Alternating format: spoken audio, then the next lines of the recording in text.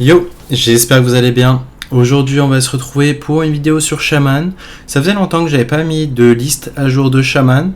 Donc Shaman a beaucoup performé pendant le Master Tour, donc j'aurais pu vous poster des listes qui ont performé du Master Tour, mais j'ai pas mal regardé Jambre qui streamait et au final il jouait une liste à base de 40 cartes au lieu de 30 cartes.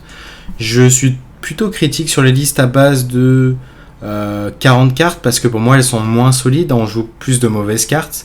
Mais dans certains archétypes, comme Druide Alignement, ça va être très bien de jouer 40 cartes, pour le côté 40 HP. En l'occurrence, ça va être bien avec sa liste. Pourquoi ? Parce qu'il a optimisé une liste, et au final, il y a très peu de mauvaises cartes, et au final, on n'est pas si mécontent de jouer 40 cartes. Donc on va regarder la liste ensemble, il a atteint top 10 légende avec, sur serveur Europe. Donc voici la decklist de notre ami Jambre. Jambre avec la curve qui s'arrête à 8 de mana. Donc on voit qu'il n'y a pas besoin de mettre plus cher, enfin on va dire, il n'y a rien de mieux en fait, au-dessus de 8. Donc Mutanus, Glug, pour ce qui est à plus de 7, Snowfall Guardian pour ce qui est plus de 6, et Ravager, Commander de Bloodlust. Donc l'avantage d'une liste comme ça, c'est qu'on joue de Bloodlust, là où on n'aurait pas la place dans les listes, on va dire, à 30 cartes. Et c'est un avantage, parce que les Bloodlust vont être là vraiment pour OTK des decks comme Druid, comme Boar Priest, ou tout simplement n'importe quel deck qui laisserait envie du board. Ça peut être démoniste également. Donc c'est vraiment un avantage d'avoir double Bloodlust. Pour ce qui est du package, enfin des packages qu'on joue, on joue simplement le package Murloc. Est-ce qu'on joue d'autres Murloc que l'amalgame, le T3, Clownfish et Mutanus? Il y a le T5, mais ça s'arrête là. Je l'ai vu tester beaucoup de Murloc A2, notamment ce Murloc qui infligeait 2. Au final, ça se mettait pas trop mal, mais je pense que c'est trop mauvais, on va dire, par rapport au reste. Donc il a optimisé et au final, ça a l'air vraiment pas mal. Farsight, ça va être là pour faire des tours broken potentiellement sur une réduction de Bloodlust, réduction du Colossal, réduction de Gardien, Mutanus, Brucan. Donc il va y avoir des tas de réductions qui peuvent être assez abusives, auxquelles l'adversaire ne va pas s'attendre. Okani, ça va être toujours une carte clé contre des match-ups comme Boar Priest, ou juste une carte clé contre Druid pour vraiment le ralentir. Avec Bolner, c'est vraiment trop fort. Bolner, Clownfish, c'est une des combos vraiment insane qu'on peut faire du deck. Et Bran, également, ça va être fan, hein, si stick on board, on peut faire des bêtises. Donc, voilà, le Glug, ça va être très fort dans des match-up tempo. L'avantage de cette liste, c'est quoi ? C'est que ça va bien s'en sortir contre Druid, ça va bien s'en sortir contre Rogue. Donc, si jamais vous en affrontez beaucoup, ça va être vraiment très fine. Pour ce qui est d'autres cartes de pioche, on a les Cookies de Cook. Non, c'est pas Cookie de Cook, elle est où ? C'est Primal Dungeoner. Donc c'est pas assuré qu'on pioche des sorts de nature, mais si on pioche des sorts de nature, on va piocher soit les LM à 2, soit les LM à 6. Donc globalement, c'est de très bons LM, c'est du cycle. Donc c'est très fine. Le Frostbite va être très fine contre des classes comme Druid. Dans certains spots, ça peut ralentir beaucoup de classes. Et une des cartes clés du deck, c'est la Caverne. Si on arrive à avoir la Caverne sur 4, c'est vraiment les nuts. Tout comme avoir le Clownfish on curve avec Bonner, etc. Le Schooling sur 1, ça va vraiment permettre de gérer des boards contre aggro. Donc même ça permet de mettre de la pression. Donc c'est très fine en soi. Donc on a fait un peu le tour de la decklist. On a les School Teachers qui peuvent être également broken. Quand j'ai joué contre Shaman, ça m'est arrivé très souvent de me prendre des tours broken à base de Bonner qui reste en vie. Et la créature de School Teacher qui pourrait donner... En fait, il y a beaucoup de sorts très bien. Par exemple, je vous cite le sort A3. Il est où le sort A3 ? Par exemple, ce sort, c'est vraiment insane. Si tu fais Bonner et ce sort, t'as moyen de buffer ton board et de faire un board vraiment trop résilient et c'est juste trop fort en fait. Donc voilà, on a vu quelques synergies du deck et on a vu l'ensemble du deck en vrai. Donc on va se retrouver maintenant en game. Donc je suis en pleine nuit blanche pour l'instant après avoir fait un petit stream de 20h, donc on enchaîne. Mais je voulais vous faire des vidéos, donc j'en préparé une pour aujourd'hui et une pour demain. Donc vous aurez ce deck et un autre deck qui a très bien performé, c'est sûrement le Chasseur Quête. J'avais pas fait de vidéo dessus et pourtant je l'ai testé par moi-même, j'avais pas eu des résultats ouf, mais en fait plus j'en vois et au final plus le deck a l'air convaincant. Il y a eu notamment Abougabou qui a fait sa propre liste, il y avait Charon qui a fait sa propre liste, et on en voit vraiment beaucoup. L'avantage, c'est que si vous en affrontez beaucoup, Vous pouvez le battre avec Boar Priest ou également avec Voleur Fif. Donc voilà. On verra ensemble plus en détail les match-up faibles du deck. Donc sur ce, on va se retrouver un game. Nous voici contre un chaman. Peut-être qu'on est dans un mirror, peut-être qu'on joue contre une version 30 cartes, tout simplement. Ça peut être un voleur également. Donc qu'est-ce qu'on va garder? Je pense qu'on va hard mulligan pour le sort à 4, ici. Le sort à 4, le clownfish. En tout cas, ici, il n'y avait rien de vraiment convaincant. Certes, la 2-3 pouvait piocher en soi la caverne, mais bon, c'est trop lent en fait. C'est un mirror. Bon, voilà, la liste de jambes qui a l'air de bien se répandre déjà. On va faire Jazer first. Ça, c'est la curve en soi. On va curver. T2, T3.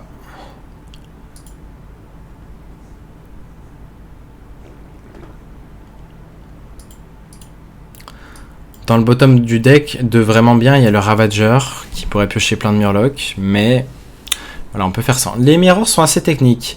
C'est à base de ne pas geler trop tôt si possible. Et au final, si tu gèles en dernier, ben, tu peux gagner juste en gelant. Et ben, si t'es le premier à pouvoir attaquer, ben, t'es bien. Farsight. Et voilà, on en parlait du gardien. Le gardien est là. Est-ce que faire attention, Mirror, c'est le Mutanus? Ok, je pense que c'est fine. Je pense qu'on va juste jeter une Renatal ici.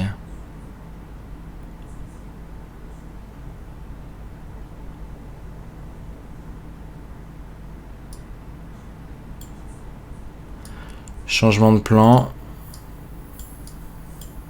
On va juste tuer cette 3-2 ici. Ok. On aurait pu tuer notre propre créa pour pas qu'il puisse avoir de target à geler, mais c'est fine. Oh, Bolner. Ça va être intéressant ici. Est-ce qu'on aurait envie de Bolner? Ça me paraît trop tôt de geler ici. À voir. Non, je pense que c'est trop tôt. Oh, très bonne draw, au passage. J'aime bien utiliser la coin ici. J'aime bien coin, et dans l'idée, prochain tour, on va juste Bolner, gardien, into Mako. Ça risque d'être l'idée là. Ok.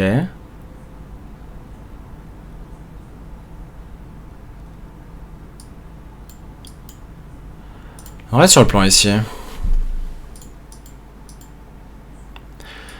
A voir s'il a un gel lui-même. C'est pas sûr qu'il ait 2 gels lui aussi en fait. Statistiquement, il y a peu de chance. Ok, il a pas l'air d'avoir forcément de gel. Après, c'est pas intéressant pour lui de geler là.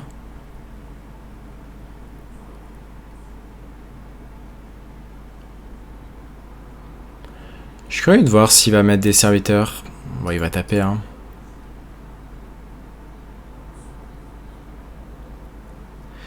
Il suicide forcément ses créas. Oh, il a pas suicidé ses créas. Attendez, mais là... On est fou du côté de notre adversaire.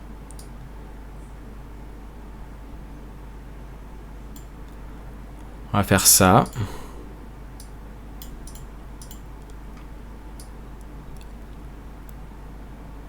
On va sûrement faire ça.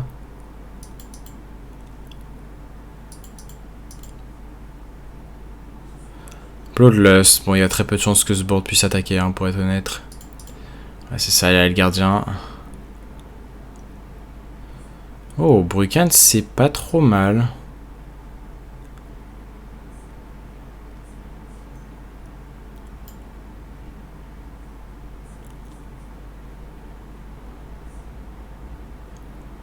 J'imagine qu'on va infliger 2 à tout le monde. Ouais. Et... On va se soigner, je pense.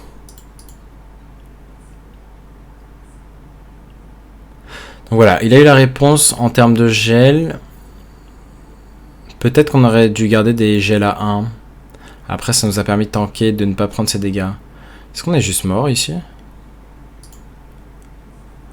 Un autre gel. Ok. Bon, malheureusement, on s'est dit statistiquement, il y avait peu de chances que lui aussi ait 2 gels en 13 cartes piochées. Il en a eu 2. Est-ce qu'on peut gagner sur ce spot? Faudrait piocher le gardien. C'est le seul out en fait. Donc ouais, les outs sont très très limités ici. Hein. On a 2 draws. C'est l'avantage. Attendez, il vient de taper avec tout là en fait. Non, on peut même avoir un out de juste geler ça en fait.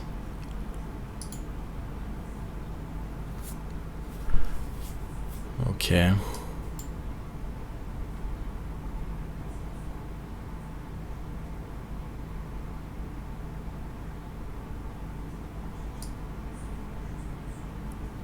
On va découvrir un LM ici.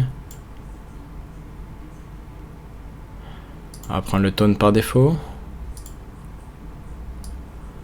On va tuer ça, ce heal. Il est one-off. Bon, Brucan, on est mort. Mais je crois que c'est le seul burst, Brucan. Bon, il y a le sort à 2 aussi, mais bon. Ouais, dommage ici. Dommage, dommage. Bon, après, les mirrors, en soi, bon, c'est les mirrors. C'est assez bête. Enfin, dans le sens... Est-ce qu'on a pu jouer la game différemment? Non, on a pris la winning play, en fait. Winning play, c'était de se dire, bah, de toute façon, il est devant en termes de board. Il est devant grâce à des 5-4 qui ont vraiment pris le board, qui se morquaient. On n'avait pas le choix de partir dans le plan de jeu qu'on a pris, de vraiment faire gardien into gardien. Into le perroquet, quoi. Ok, Warlock. Contre Warlock, ça va être intéressant. Je réfléchis si on doit garder le Brucan. Pour sûr, on va garder cette 3-2.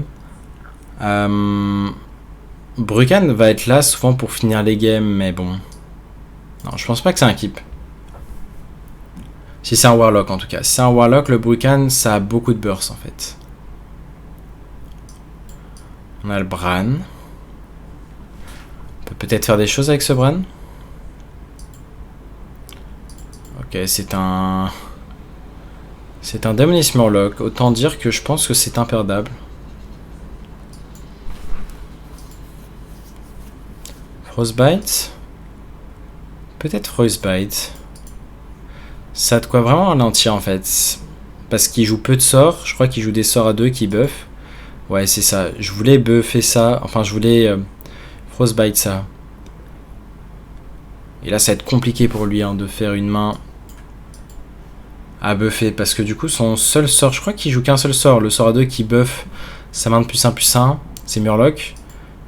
Et c'est boosté pour chaque Murloc qu'il a on board.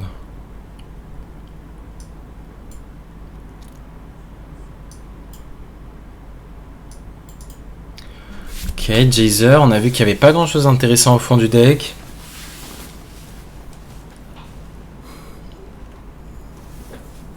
Ok. Chef de guerre, c'est très chiant.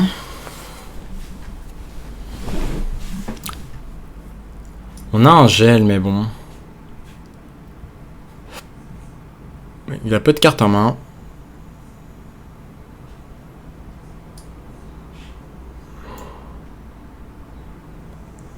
Qu'est-ce qu'on prend ici? Le cookie? Ah, peut-être le cookie. On va drop ça, le prince Renatal. On a envie de forcer le trade en fait. On veut forcer le trade. S'il prend des trades, bah derrière...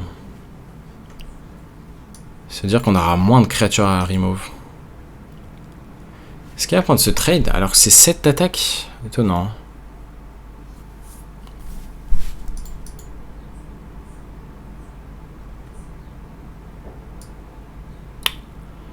J'imagine qu'on garde cette pièce.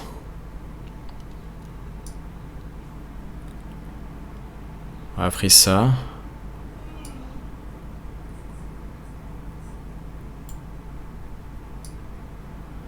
Est-ce qu'on pièce Murloc? Est-ce qu'il y a un bon Murloc à découvrir? Dans tout le cas, on a envie de contester son board, donc on va le faire. Méthanus, c'est peu pertinent. Je pense qu'on va juste prendre l'autre cookie.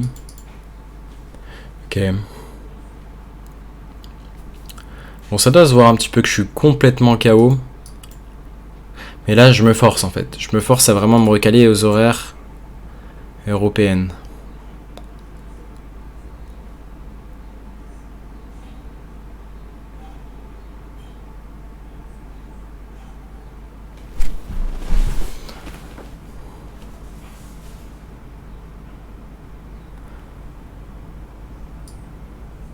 passage, il y a un deck que j'expérimente pas mal en ce moment, c'est...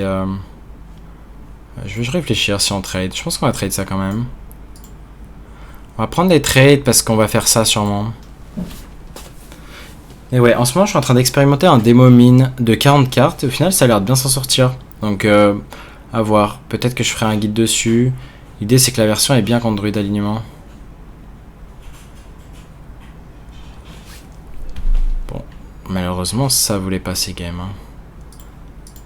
C'est sûrement un match-up quasiment imperdable, mais on a réussi à le perdre. Dommage. On n'a pas fait de bêtises, en fait. On n'a rien fait. Rien de bullshit. Donc, pour l'instant... On va essayer d'être critique sur la liste, c'est-à-dire de se dire, bah au final, voilà, on fait moins de sorties bullshit. Peut-être que c'est voilà la variance trop faible parce qu'on a fait que 2 games. Hein. Mais à voir sur le plus long terme. Parce que le nombre de sorties bullshit que je voyais en regardant des joueurs comme Jean ou Jay jouer Shaman, et au final, c'est très stable en bullshit, hein, parce que Jay a atteint le rang 3. Lui, c'est une version 30 cartes, je crois. Au final, Jambre, il est top 10 avec cette version 40 cartes de Shaman, mais en fait, Shaman, c'est sûrement une des classes les plus solides actuellement. Je pense qu'on voit tout. Hein. Donc ouais, pour moi, c'est une des plus solides classes actuellement. Tout simplement quand on voit les stats des joueurs qui le jouent, et même en tournoi, en fait. Tous les signes sont là pour montrer que Shaman est très stable. Là, pour l'instant, on est peut-être plus dans la variance faible. Bon, comme d'habitude, hein, quand on fait nos vidéos. C'est un voleur. Voleur, vraiment, je les voyais détruire voleur hein, avec Shaman. Donc, on va voir si on arrive à détruire Shaman. À détruire voleur.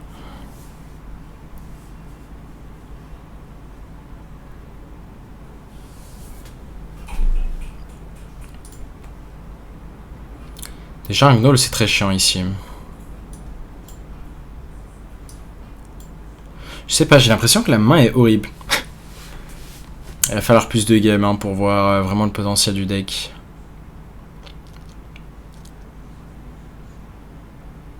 Faut juste espérer qu'il n'y ait pas de sort vraiment bullshit. Parce que la version jackpot, normalement, elle joue pas beaucoup de pression, ça joue pas les bateaux quoi.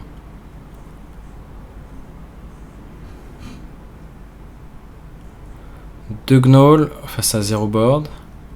Ça va être chaud. Ah, c'est terrible hein, ce qui se passe. Je pense qu'on va jouer ça quand même. On va le forcer à... On va pick serviteur. On va le forcer à prendre le trade dessus. Double trade. Derrière, on peut potentiellement double frostbite à voir.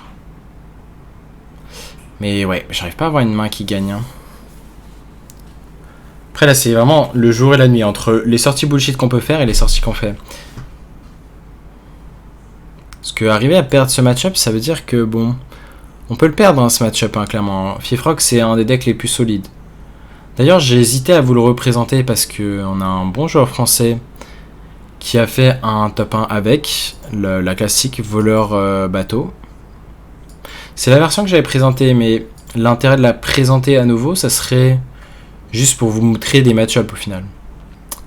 Alors là, c'est vraiment ingagnable.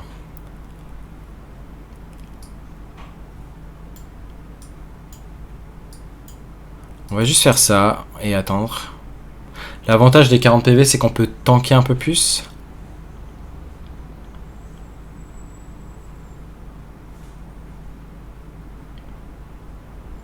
Et la Queen.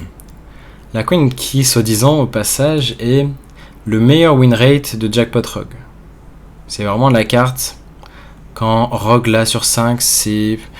Je sais plus. J'avais vu un truc comme 65 ou 70% de win rate.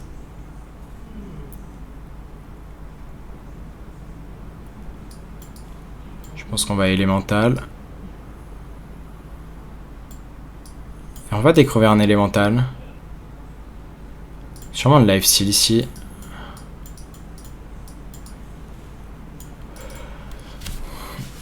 Essaye de se battre, mais là on est vraiment... On peut l'identifier à l'avance hein, qu'on va sûrement perdre cette game. Et crabe-toi un follow-up. Bon, on va déjà focus la next game.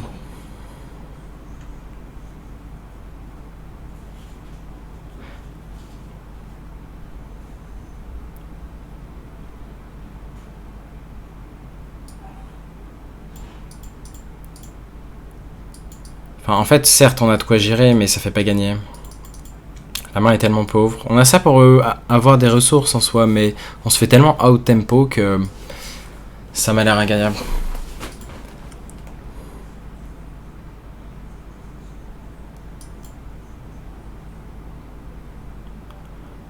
Deux sorts piochés.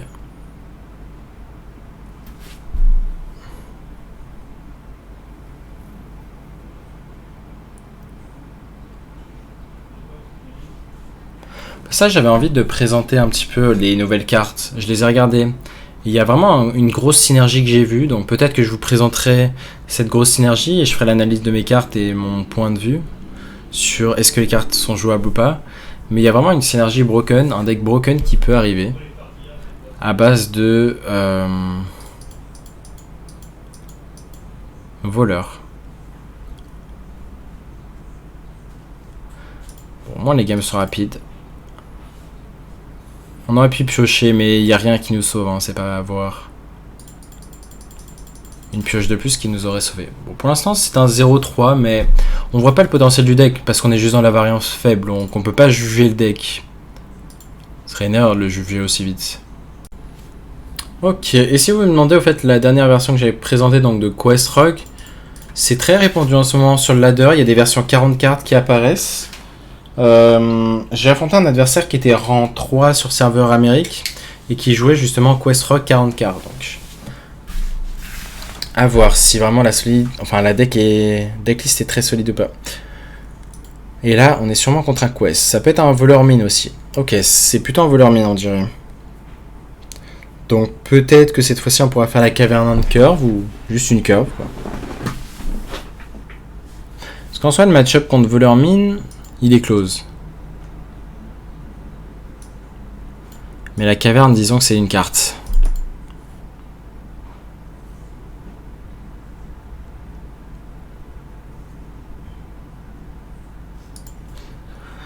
Ce serait bien de voir au moins une game le potentiel bullshit.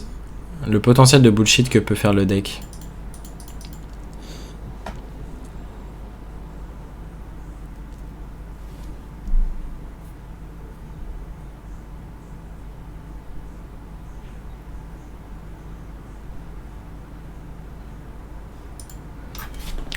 Gunfish in en premier, ça veut dire qu'il joue mine pour sûr et qu'il va tenter de découvrir le sort à 8 ou le trickster à 2.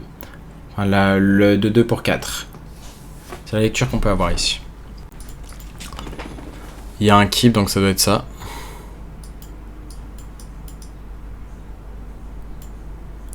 C'est vrai qu'on a ça en sort de nature. On a quoi d'autre en sort de nature? On a très peu de sorts de nature.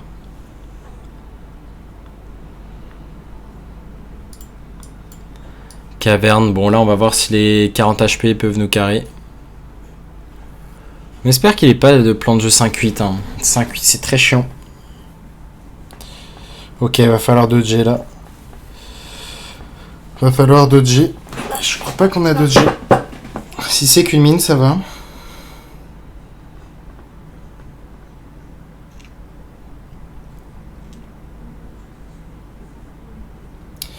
Sketchy, on est très bas en PV.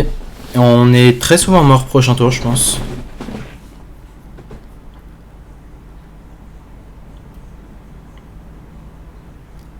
Je pense qu'on fait ça ce tour-ci.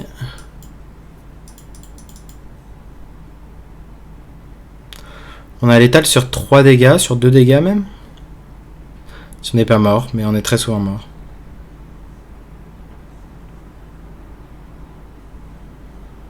On sait qu'il a 2 mines en fait en main, donc c'est déjà 16.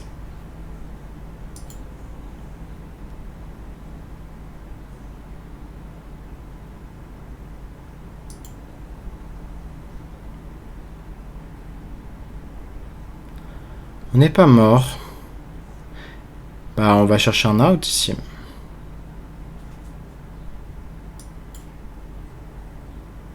C'est un out. On avait énormément de...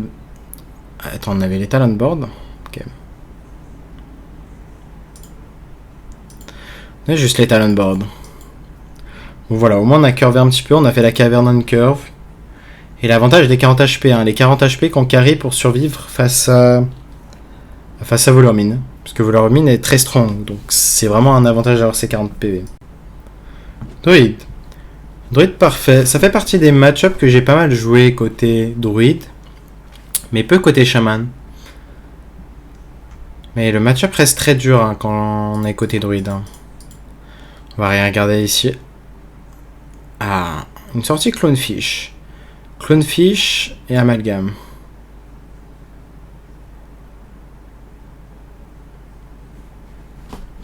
Et l'avantage en fait, qu'est-ce qui rend la decklist aussi forte, enfin, je veux dire le chaman aussi fort, c'est le côté de pouvoir faire des Clonefish. Ouh, attendez. Je suis en power. A voir si en Bran Curve. Donc c'est le côté de pouvoir faire des Mutanus très tôt. J'aime bien Bran T3, ouais. On veut forcer l'adversaire à être dans la réaction, forcer un silence ou quoi que ce soit. Donc ouais, on peut faire des Mutanus très tôt.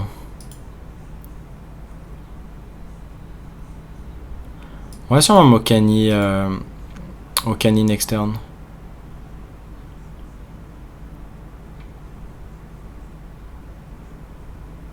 On va prendre spell. On espère qu'il est pas Guff, hein. Guff ça contre Okani on va dire.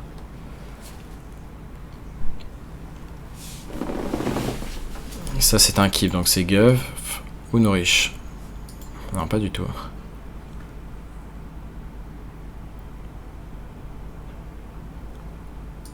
Ok.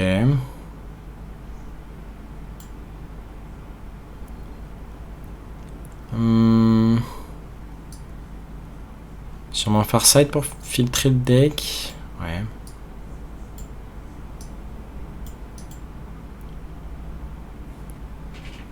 Les Murlocs sont nuls ici.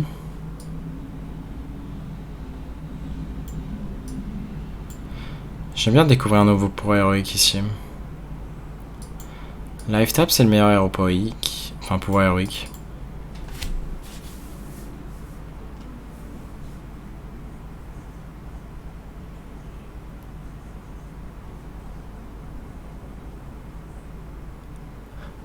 Il avait ce nourriche en main. Non, il l'a découvert.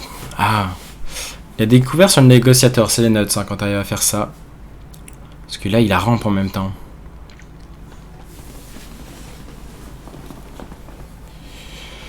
Quelqu'un va-t-il tuer la 3-3? Ok. Oh, attendez. Je laisse ça.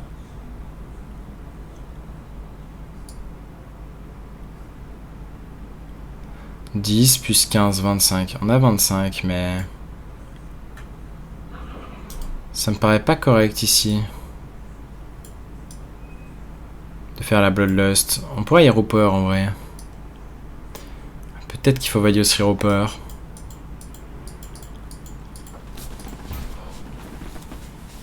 Dans tous les cas, il peut très souvent remove facilement le board.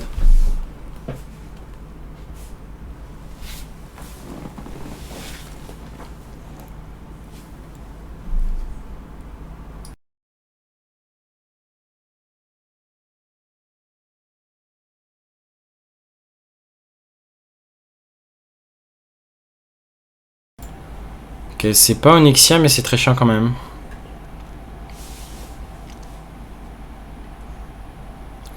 C'est très chiant quand même. C'est dommage de piocher lui que maintenant.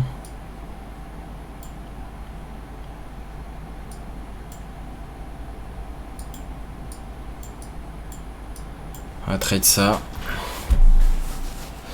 Mutanus, on peut Mutanus into Mako, mais bon, il y a le board quoi. On n'a pas le board, c'est le problème.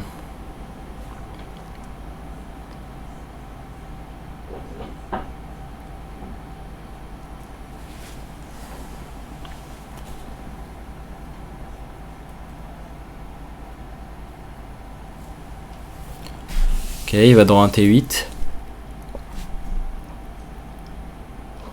Soit alignement, soit le T8 qui pioche.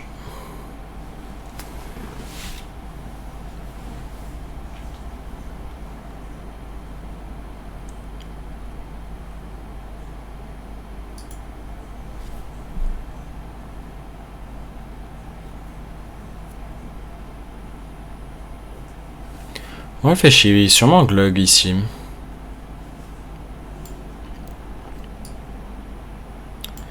Tu fais ça. Ouais, ça m'a l'air un peu complexe là.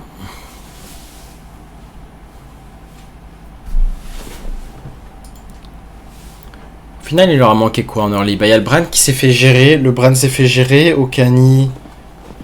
Ben, il a pas été si insane.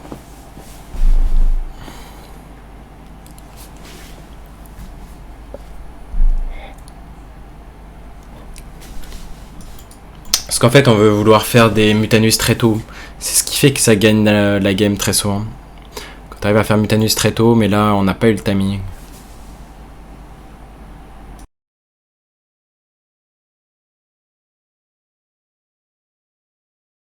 Ouais, il peut facilement chercher le Groton. Après, justement, vu qu'il doit tout empaler, peut-être qu'on a le temps de faire Mutanus, à voir. Mutanus amalgame, à voir. Ça me paraît ok. Après... Si on fait Mutanus, on veut pas amalgame, parce qu'on veut Mako et répéter ça. Oh, Alexstrasza brûlé. C'est fine. En soi, il suffit de brûler les cartes clés et les dragons clés, et puis voilà, on a de quoi être fine.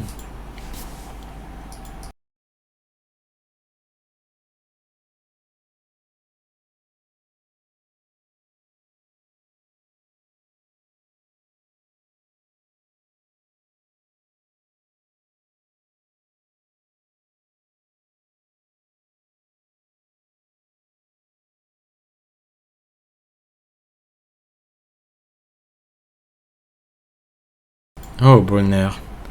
Si on fait Bolner, ça...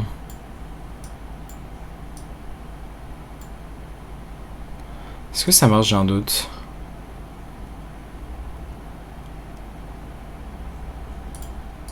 Ouais. Ça marche, mais pas pour le prochain.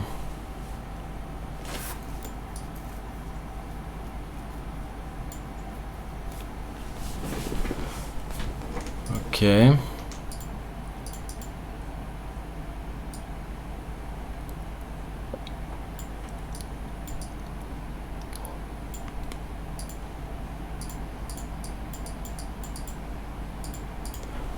Ok.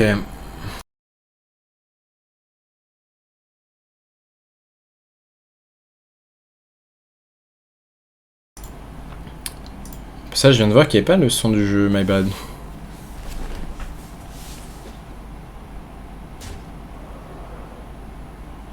Est-ce qu'il y a quelque chose comme Onyxia?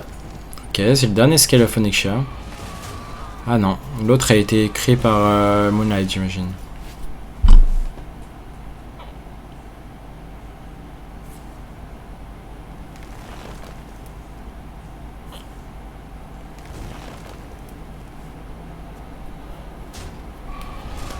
On a plus de Murloc à aller piocher avec ce Gorlock. Qu'est-ce qu'on veut découvrir? Une bête?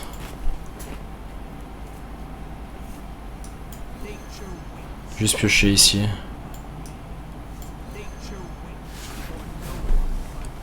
Très bonne draw.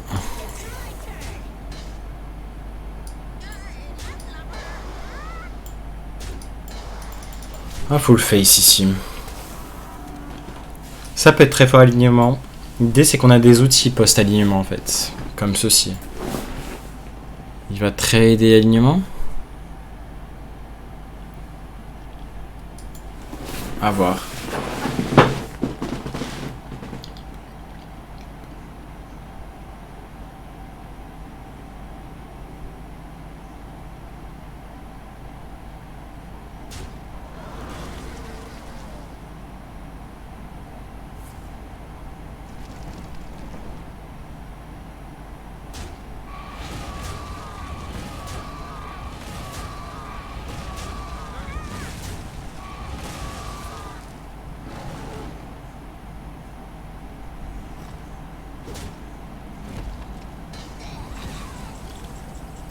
Ok.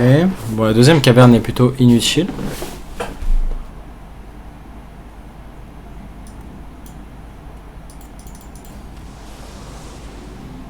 Ça c'est la draw.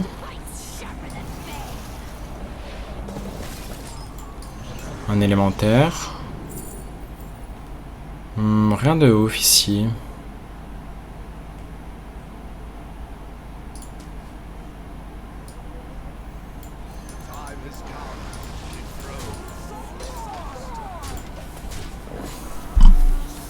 C'est un board imposant quand même. Il y a plus de Scale of Onyxia. Il reste toujours les Onyxia à 10, mais il a pas pu ramp avec Guff. Le fait qu'il soit pas sous Guff, ça peut faire la différence. En cas d'alignement, il est mort. Hein. Alignement? Non, Arcaniste. Là, je pense que c'était Arcaniste. Après, ça va piocher un sort à 5.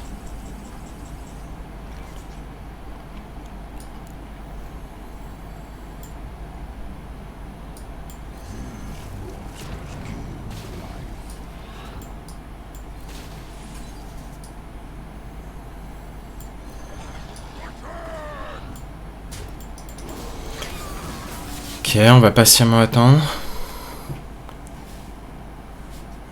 On a toujours l'étal sur l'alignement. On est one off s'il y a au power first dans la 1-1, voire 2 off. On a double... J'ai pas vu mais on avait double Bloodlust en main en fait. J'ai failli oublier ça. Est-ce que c'est pas l'étal du coup? Genre en faisant ça. Bloodlust, 7, 7... 12, 24, 27, 30, 33. 36. Il y a 37. Non, il y a 36. Je crois que c'est létal. Hein. Écoutez, je suis trop fatigué pour recompter. Mais je vais écouter mon instinct.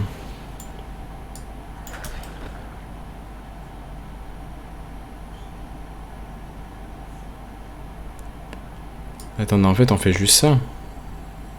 Non, ça marche pas. 9, 19, 21, 33. 33, mais ça peut aller face.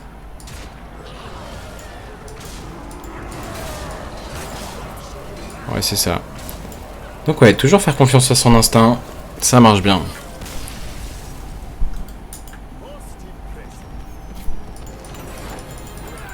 Ok, on commence à refaire des choses avec le deck. Hein. Donc c'est comme quoi il faut pas se faire peur avec seulement 2-3 games. Il faut faire plus d'échantillons. Ok, Predquette, un autre match-up intéressant en soi. J'ai vu beaucoup de chamans gagner dans ce match-up. Peut-être grâce à Mutanus.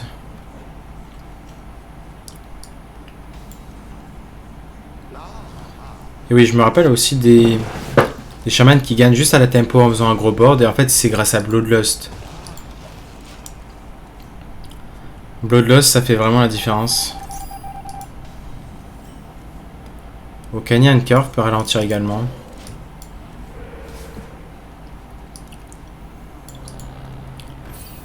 Ok, ceci est très chiant. Ceci est très chiant. On risque de Okani pour le ralentir à notre tour. Sauf si on a le trade sur les 2-3 ici. On a le trade.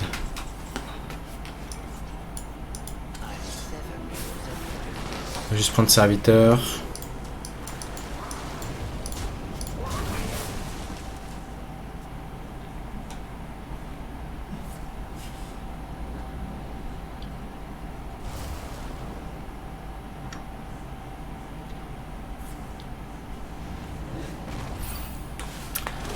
Le sort créé est très chiant parce qu'il lui accomplit la quête en plus de tourner autour d'Okani du coup. Ouais, très chiant ici.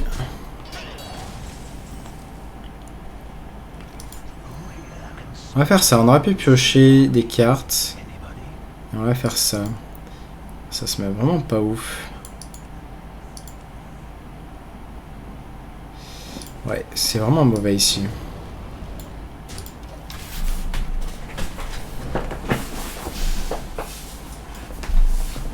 Ouais, on aime bien faire de la value à base de Bran ou Bonner avec ça.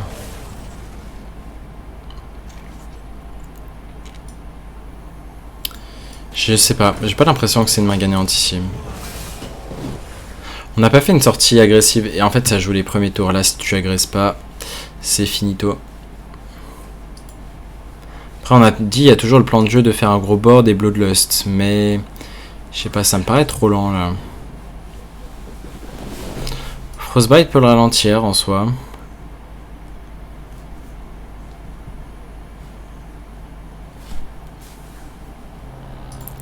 Un autre watch post.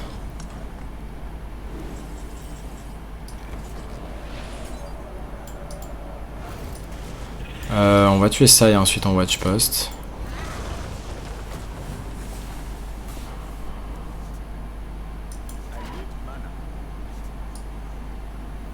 Ok.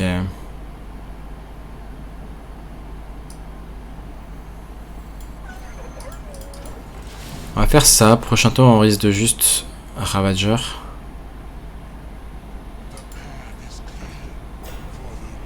On peut Ravager Mutanus normalement.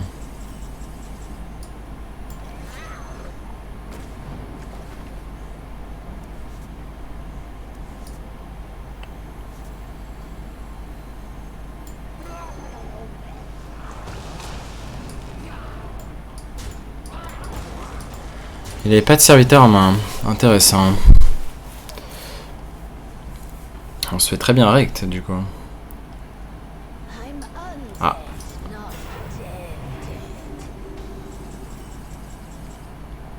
Très dommage ici.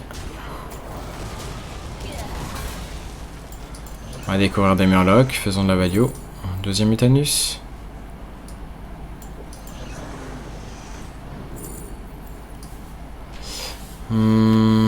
Le War Leader peut faire surprise ici.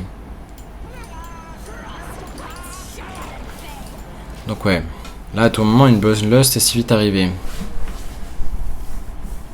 Là c'est, on voit, il y a le board est pas très menaçant, mais voilà, non plus le prêtre il peut pas se permettre de tous les tours gérer du board et tourner autour de Bloodlust, c'est autre chose.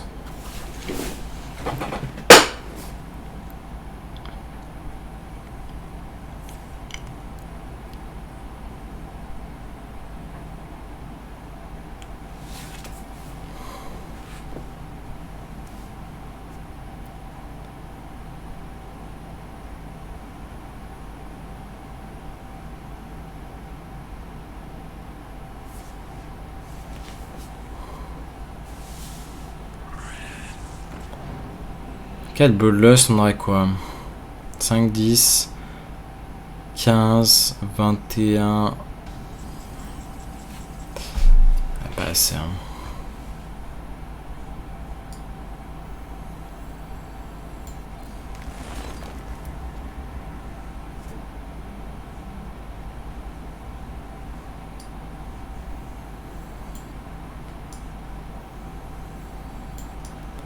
On va faire sa face en vrai. On va prendre l'info de ce qu'on prend. On prend ça. On va faire ça.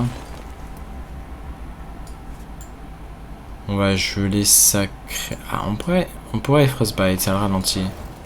Merde, Frostbite, c'est vrai qu'on peut pas faire ça du coup. Bon, c'est chiant. C'est loin d'être le meilleur tour.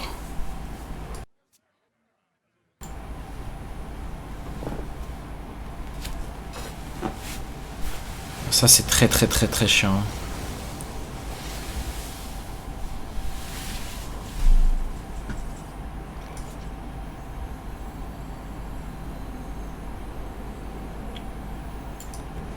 On va faire ça first. Ça peut être fort. Ça, on en parlait à un moment. On aurait dû piocher first.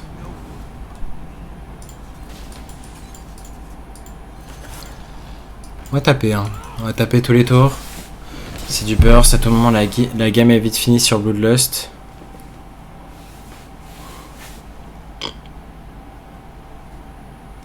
Il reste 16 cartes dans le deck. On a pioché pas mal quand même.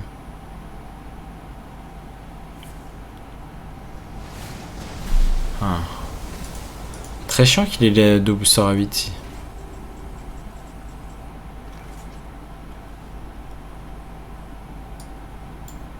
Quel est le dernier cri de guerre qu'on a lancé? C'est ça, c'est la draw. On n'a pas le choix de relancer la draw ici. Hein.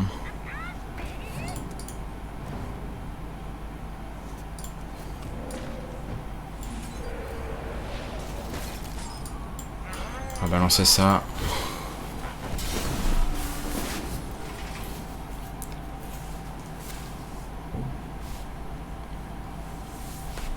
Ok, encore une fois setup létal s'il n'y a pas beaucoup de heal, s'il n'y a pas de taunt, c'est beaucoup de si mais bon.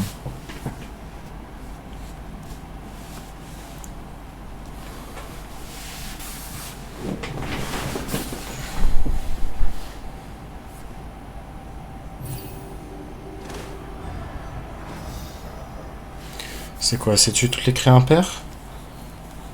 Modelombe dévore? Enfin Modelombe mort. Mais serviteur dans son deck, bon c'est fine. Oh Bran.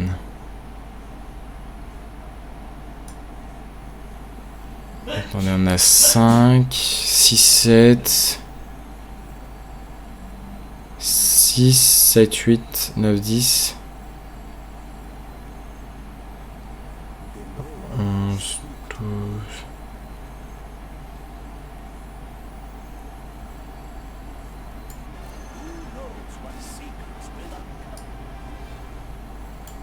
Ok, on aurait dû piocher first.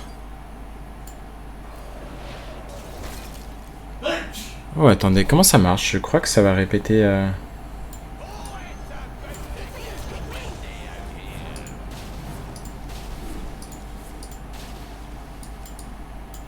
C'est juste létal en fait. Donc voilà, je parlais des sorties bullshit. Ça m'est arrivé de me prendre une game exactement comme ça au Master Tour. Et au final, voilà. Le prêtre, enfin le chaman peut faire du bullshit comme ça. Et vraiment, en fait, c'est des boards. Bah, le prêtre, il est limité en termes de removal. Là, on voit qu'il a fait AOE into AOE, sauf que vous mettez de la value à l'infini à chaque fois. Donc c'est la force du deck. C'est vraiment ce côté, même si tu gères ton board, on gère ton board, en un rien de mana, tu peux juste remettre un full board. Donc voilà, sur ce, j'espère que cette vidéo sur Shaman de jambes vous aura plu, et on se retrouve très bientôt pour une nouvelle vidéo. Tchuss.